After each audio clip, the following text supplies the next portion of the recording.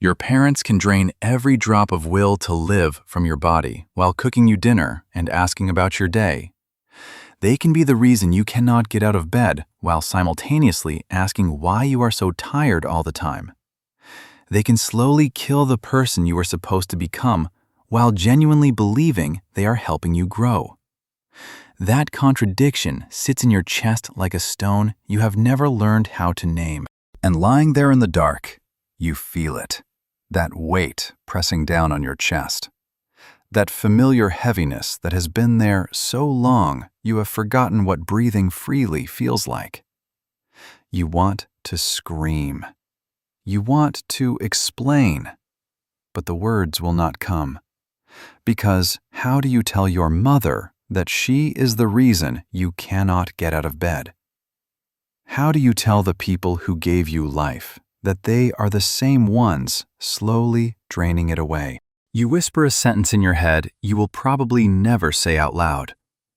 Mom, Dad, I am depressed because of you. You imagine their faces, devastated, confused, defensive. You see them pulling out receipts, listing everything they sacrificed for you, like evidence in a trial where you are both the accused and the prosecutor. Maybe they are right that they did their best with what they had, but their best is still suffocating you, and pretending otherwise is not loyalty or gratitude. It is slow suicide.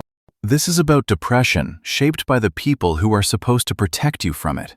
Not strangers, not random accidents from the outside world, but the slow, suffocating toxicity that grows when the people raising you do not know they are drowning you. The cruelest part is that they probably think they love you. They probably tell everyone what a great parent they are, while you sit there wondering if you are losing your mind, because nobody else seems to see what you see. The weight you cannot name does not announce itself. It does not arrive with dramatic music and a clear diagnosis. It creeps in quietly, like water damage behind walls. Day after day, year after year, tiny moments soak into you until the structure is compromised and you cannot remember what it felt like to stand without shaking. It starts with small things. Your mother comments on your appearance every time you walk into a room. Not overtly cruel, just little cuts disguised as care. Is that really what you are wearing?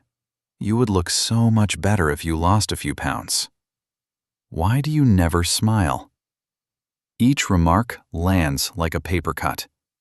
Alone, they seem harmless, but collected over years, you are bleeding from wounds nobody else can see. Your father compares you to other children constantly. Why cannot you be more like your cousin? They got into a good university. They have direction. What is wrong with you? Slowly, you start to believe something fundamental is broken inside you. That you are the defective model, the disappointment, the one who can never quite measure up, no matter how hard you try, no matter what you achieve. Your brain begins to change in response. A neuroscientist could tell you about stress hormones, about how chronic criticism reshapes your pathways. But you do not need a brain scan to know something has shifted. You feel it every morning when opening your eyes is like lifting concrete. You feel it when brushing your teeth, getting dressed, eating breakfast become mountains because your nervous system is exhausted from being on high alert every single day. Here is what makes this kind of depression so insidious. You cannot escape it. Other sources of stress, toxic friendships, bad jobs, unhealthy relationships, you can leave.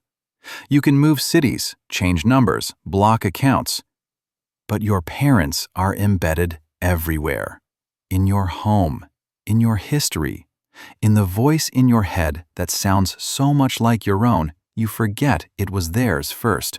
You come home from school or work, and your stomach tightens the moment you touch the door handle.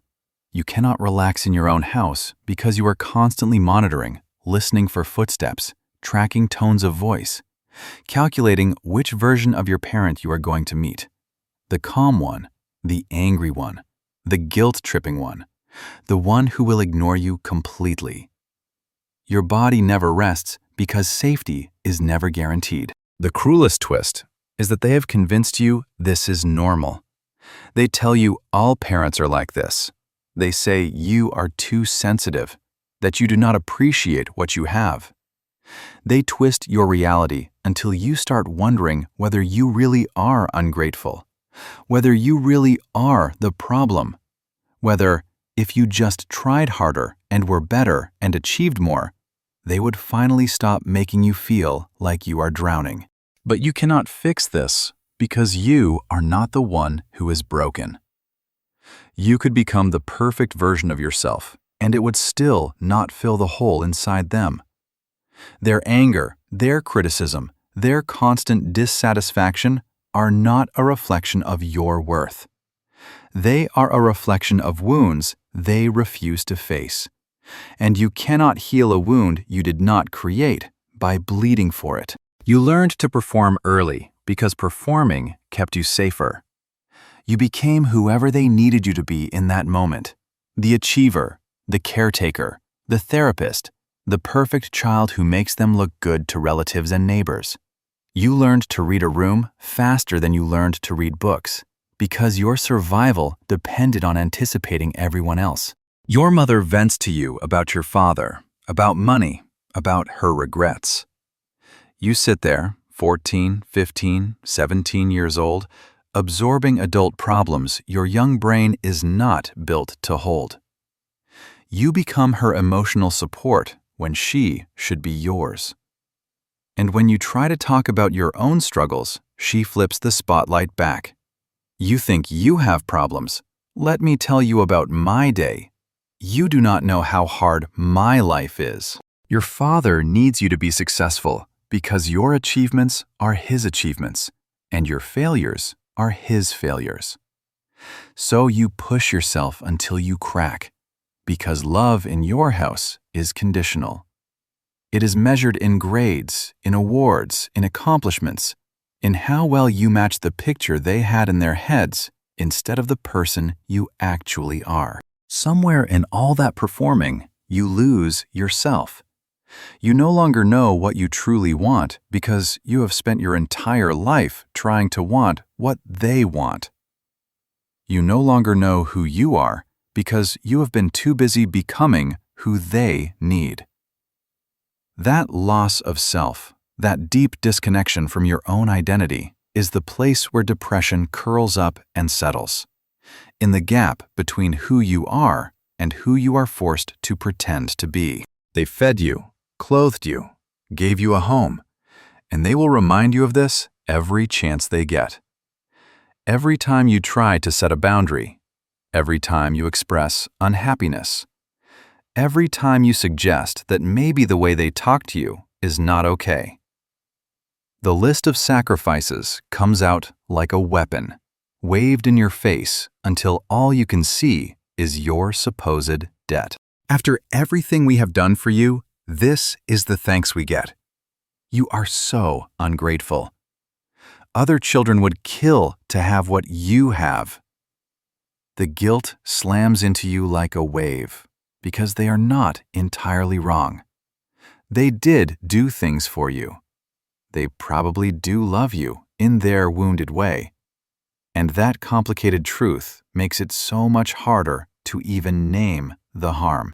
You are left trying to reconcile the fact that someone can love you and hurt you at the same time. That someone can provide your material needs while starving you emotionally. There is no neat way to explain that offering food and shelter does not erase the damage of constant criticism, manipulation, or neglect.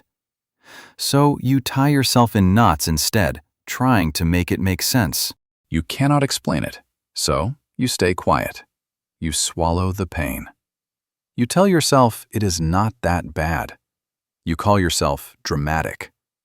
You minimize every memory until you almost believe your own edits. And the depression sinks deeper. Because now you are not only carrying their toxicity, you are carrying the shame of feeling it. and the guilt of not being grateful enough. Your body, however, keeps telling the truth. The exhaustion that no amount of sleep fixes, the heaviness in your chest, the numbness that spreads until even joy feels suspicious, the constant fatigue, the tears that come from nowhere, the way you fantasize about disappearing, not because you want drama, but because you are so tired. None of that is a personal failure. It is your nervous system waving a red flag. Depression born from parental toxicity is your body's attempt to protect you from a situation you cannot physically leave. It powers you down because staying fully aware and fully feeling in an environment that constantly wounds you would be unbearable. The numbness you judge as weakness is in fact a defense mechanism, a way your system tries to keep you from shattering. The problem is that this defense, while it may have saved you as a child, becomes its own cage as you grow. The shutdown that helped you survive your upbringing becomes the very thing that keeps you from living your adult life. The walls you built to keep pain out also keep connection out, love out, joy out, and eventually your own self out. Your parents probably do not believe they are harming you. They compare themselves to their own parents or to horror stories in the news and decide they are doing well. They tell themselves that because they are not hitting you, because there is a roof over your head and food in the fridge, they must be good enough. They use the absence of obvious abuse as proof of innocence. Yet parenting is more than feeding and housing a child. It is about creating a space where that child can unfold into who they are. A space where it is safe to be vulnerable and imperfect, where mistakes lead to guidance instead of humiliation, where love is not a prize you win for performing, but the ground you stand on even when you fail. Your parents did not create that kind of space for you. Maybe they could not because nobody created it for them. Maybe they are repeating patterns they never had the tools to question. Maybe they are trapped in their own unhealed pain. All of that may be true, and still another thing remains true beside it. Their pain does not erase the impact of what they did to you. You are allowed to have compassion for their wounds and still name the wounds they gave you. Both truths can stand side by side without canceling each other. Understanding the roots of their behavior might soften your anger, but it does not obligate you to keep standing in the line of fire or to deny the injuries you carry. At some point, there is a choice that nobody really talks about. Do you keep trying to fix this relationship from the inside? Do you keep twisting yourself into new shapes, hoping they will finally understand? Do you keep sacrificing your mental health to protect their feelings? Or do you choose yourself and let their opinion of you fall where it may? Choosing yourself might mean distance. Physical distance if you are able to move. Emotional distance if you are still under their roof. It means ending the performance, ending the over-explaining, ending the desperate attempts to make them see what they are doing. It means letting go of the fantasy that the right words will finally wake them up. It also means accepting that they might never understand. They might never apologize. They might never transform into the parents you needed. That loss is real and sharp, but it is not your failure. It was never your job to fix them, teach them, or wait on the doorstep of their growth until they decide to open the door. Your only non-negotiable responsibility is to survive this and then to heal, to protect the parts of you that remain, to rebuild a life where you are not constantly auditioning for love that should have been freely given from the start, to offer your younger self the safety and kindness nobody thought to offer you. Somewhere beyond all of this, there is a version of you who wakes up without dread knotted in their stomach, a version who does not flinch at phone calls, who does not spend every conversation calculating and performing, a version who feels again, not just the dull absence of pain, but the presence of real joy, real calm, real freedom. That future self is not a fantasy. It exists as a possibility, but you cannot reach it by repeating the same patterns that are crushing you now. You cannot heal in the environment that keeps making you sick. You cannot wait for them to hand you permission to save yourself. They will likely never feel ready to set you free. The depression is real. The weight is real. The way getting out of bed feels like climbing a mountain is real. So is your capacity to heal once you are no longer standing in the line of fire. You are not broken beyond repair. You are injured and still living in the place that keeps reopening the wound. And that is a very different story. You deserve to hear this, even if you do not yet believe it. It is okay to limit contact with your parents. It is okay to move far away. It is okay not to answer every call. It is okay to choose relationships that do not hurt you. It is okay to build a family from friends who really see you. It is okay to put your mental health above their expectations. You do not owe them your destruction just because they gave you life. Gratitude does not mean accepting abuse. Love does not mean tolerating endless toxicity. Family does not mean sacrificing yourself forever on the altar of their comfort. You are allowed to step off that altar, even if they call you selfish for doing it. You get to choose, even when the choice feels unbearable, even when guilt lures you back, even when they insist you are wrong and ungrateful. You still get to choose yourself. You get to choose breathing freely over drowning quietly. You get to choose living over merely surviving, even if nobody in your childhood ever modeled what that looks like. Because in the end, you have one life, one nervous system, one chance to become yourself. Spending it trying to earn love from people who do not know how to give it is not noble. It is not loyalty. It is not honor. It is self-abandonment. And you have always deserved something kinder, safer, and more loving than that. You always did.